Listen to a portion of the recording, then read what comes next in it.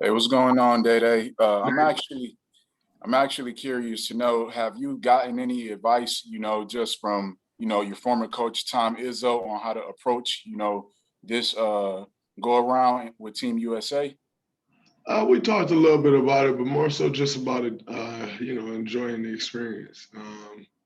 This you get these once in a lifetime experience, and it's essentially a 2.5 week thing, and it flies by. So really, just enjoying the experience and making the most out of it.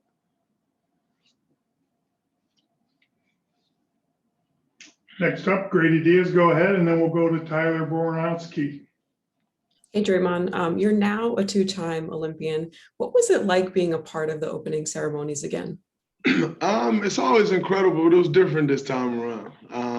When it's a little different feeling than walking in Rio in the opening ceremonies and in front of tens of thousands of fans.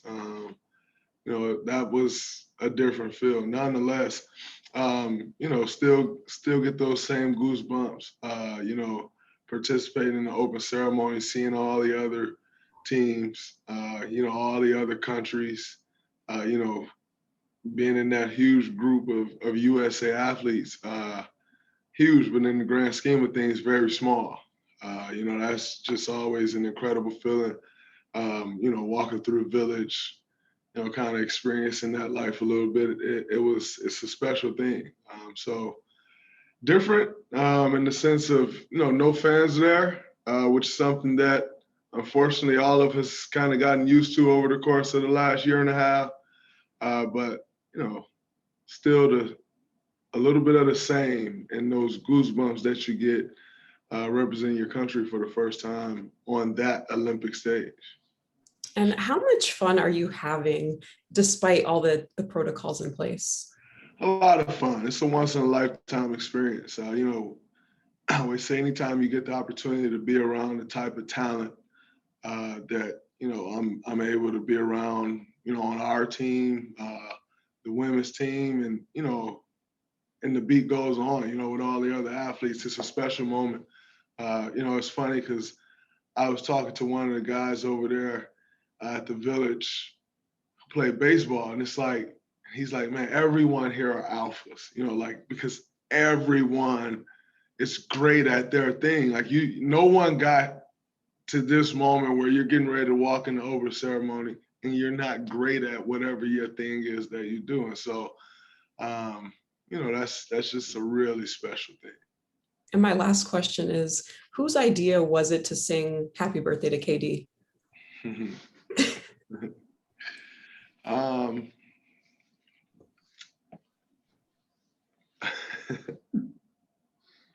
I enjoyed it.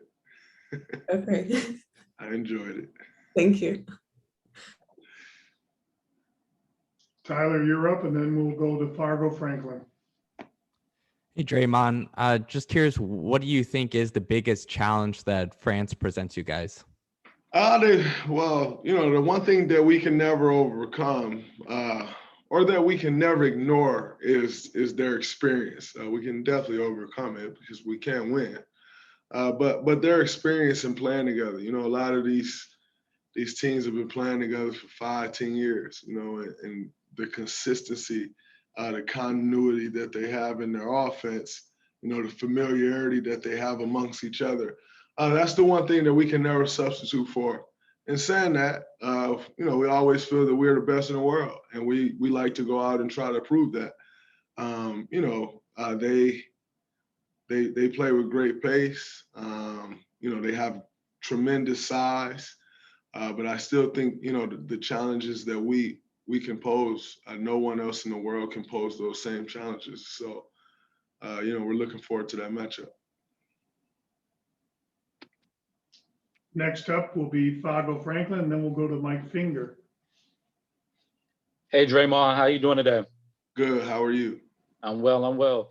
What does it mean to you to see journeymen like PJ Tucker and Drew Holiday win a ring? I wouldn't call Drew Holiday a journeyman. A guy who's in his 12th or 13th season on his third team. I wouldn't necessarily call him a journeyman. PJ Tucker, who's in his, 10th or 11th season. On his, I'm not sure how many different teams PJ played for early in his career, but I know in this second stint in the NBA, spent a good amount of time with Phoenix, a good amount of time with Houston. I think he was, maybe with, Toronto 1 year, and then got the opportunity to play with the Bucks. I think it's special to see those guys win an NBA championship. I know the feeling, and it's a feeling like no other. So to see those guys experience that, you have an appreciation for it, and also gratitude. Just excited to see those guys live out for most of us what is a lifelong dream, and winning an NBA championship. So it's one of those things you sit there and watch it, and you still get chills. And if you don't, it's funny because we were all sitting downstairs watching that last game, and I was telling young KJ, I said, KJ, if you don't get chills watching this, you're in the wrong sport, brother. Like, it's a different experience. It's a different thing. And so, it's always special. And my second question is, we see a sprinkle of more minority and women coaches being recognized on a national level. What does it mean to you to see a little more diversity in the league? It's great. I think it's long overdue. It's not something I'm jumping off the wall about, because they are positions that were well earned. I'm not shocked that Willie Green deserves an opportunity. So I think, we're finally seeing people get, our people especially get their due. But because we're finally seeing, people make the right decision, and seeing people really give these coaches the opportunities that they deserve, it's not something that I'm bouncing off the wall about, because it's something that is well deserved and it's long overdue. Thank you. Mike Finger, you're up, and then we'll go to Brian Windhorst. Hey, Draymond, as a guy who presumably had one certain impression from the outside of Pop and competing against him for so many years, have you been surprised at all by him, anything you've seen from him in the past couple of weeks, and kind of how has your impression of him changed in playing for him? I don't think my impression has changed much. He is as serious as you think he is. And if you knew a little bit about him at all, he jokes as much as you think he jokes, and so I think it's kind of that balance, extremely smart coach, a guy that I've been learning from, and I'm sure everyone else who's here has been learning from. So I wouldn't say it's much of a difference than what I thought. I had the opportunity, I think, to play my first All-Star game, if I'm not mistaken, for Pop. Maybe it was my first All-Star game, maybe not, but it was one of them. And he is that guy who, like I said, it's that balance of extremely serious when he needs to be serious and joking all the time when it's time to joke. When y'all lost those 2 games in Vegas, what was his reaction? Now, obviously they're exhibition games, but how did he treat you guys? His reaction was, this is good for us. Obviously we don't want to lose, but we'd rather this happen now, than playing some teams that we're just going to completely destroy and then get over to Tokyo and play France the first game and realize we're not as good as we thought we were. So as much as it sucks to lose, those 2 losses only helped us. They didn't hurt us one bit. If anything, maybe you lost a little bit of the fear that, we've had in people's hearts for years, which you go out and do what you got to do and you can get that right back. Thank you, sir. Draymond. And then we'll go to Tim Reynolds. Hey, Draymond. This is a really bizarre situation with these guys coming in and less than 24 hours going to play. What do you expect their role to be tomorrow? Well, I think you can't expect their role to be too big because you got guys coming off a 13-hour flight, which will in turn probably turn into a 19, 20-hour travel day with very minimal rest, with very minimal practice time. But in saying that, you're talking about three true professionals, three extremely competitive guys that wouldn't be on their way here if this didn't mean something. They all just finished competing in the NBA Finals, just finished completing an NBA season about 48 hours ago or 72 hours ago, and they're on their way here to help us compete for a gold medal. So saying that, it's not ideal, but I have a lot of respect for those guys for not only committing to do this, but actually keeping their word. We could have very easily got to, when was the last game? Monday or Tuesday, Wednesday, whenever the game was, and Devin Booker saying, "Man, we lost. I'm pissed off. I'm out." Or Chris Middleton and Drew Holiday saying, "Man, we just won a championship. I want to celebrate. I want to stay home with my family. I'm out."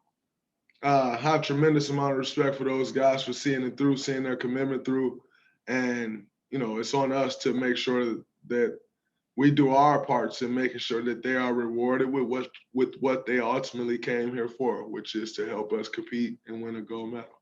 I know those guys said before the finals, during the finals, that they were committed, but you've been there.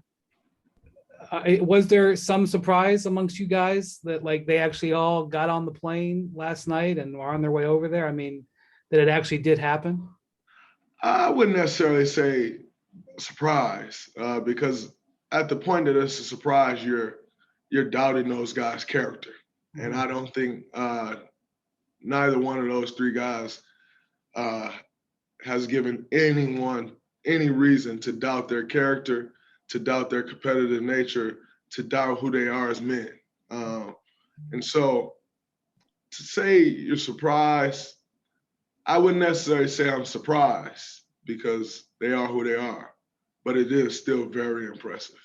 Did you guys, one more, I'm sorry.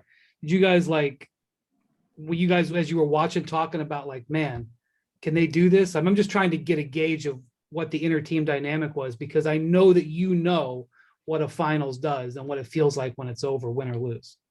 We definitely discussed at some point, man, who you think gonna drop out? And everyone said, nobody. I think that was a consensus amongst our entire group. There's always that elephant in the room of yo, you think somebody gonna drop out? But one thing I can say is that I can't recall anyone saying, "Yep, I think that guy's going to drop out." I can't recall not one person thinking one of those guys would. And that's a testament to who they are as men, who they are as basketball players, who they are as competitors. Thank you. Tim Reynolds, go ahead, and then Gary Washburn, you're up next. Thanks, Craig. Hey, Draymond. There was 207 nations that marched last night, and most of it was done alphabetically, but somehow the United States of America was right in front of France as you guys walked in. Did you see any of their guys? Was it awkward? Did you talk to them at all? I guess, was there any interaction? There were a couple of chants, USA chants, them chanting their thing. Yeah, we saw their guys. There wasn't much interaction. It's not really much to interact about. They're taking in the opportunity to participate in the Olympic ceremonies, opening ceremonies, and we're doing the same thing. We don't have much to talk to France about. when we're there amongst hundreds of Americans, maybe thousands. I'm not sure how many it was. I know it's a lot. Enjoying our experience, enjoy being Americans, enjoying the opportunity to kick off, going to support, going to compete for our country. So, no, there wasn't much to talk about. And no, we did not talk to them. We talked to each other because that's what that's about. Sharing those moments with other Americans, not having discussions with someone who's trying to take what we're going for. It's not, there's plenty of time for that. That time wasn't last night. How do we end up in front of them? I don't know. Quite frankly, I really don't give a damn. You were asked also about one of the other moments from last night. Of course, the happy birthday. I know you won't give up the details, Evan, from your first answer. You could see from KD's face, though, that he might not have really enjoyed that moment so much. Do you fear any retribution from KD at all about after that?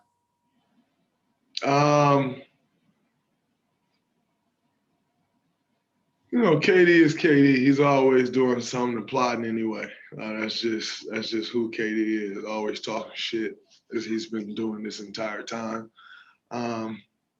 So, do I fear retribution? I don't know. I think that would require him getting back at me for something I did, and I'm not sure that I did something. So,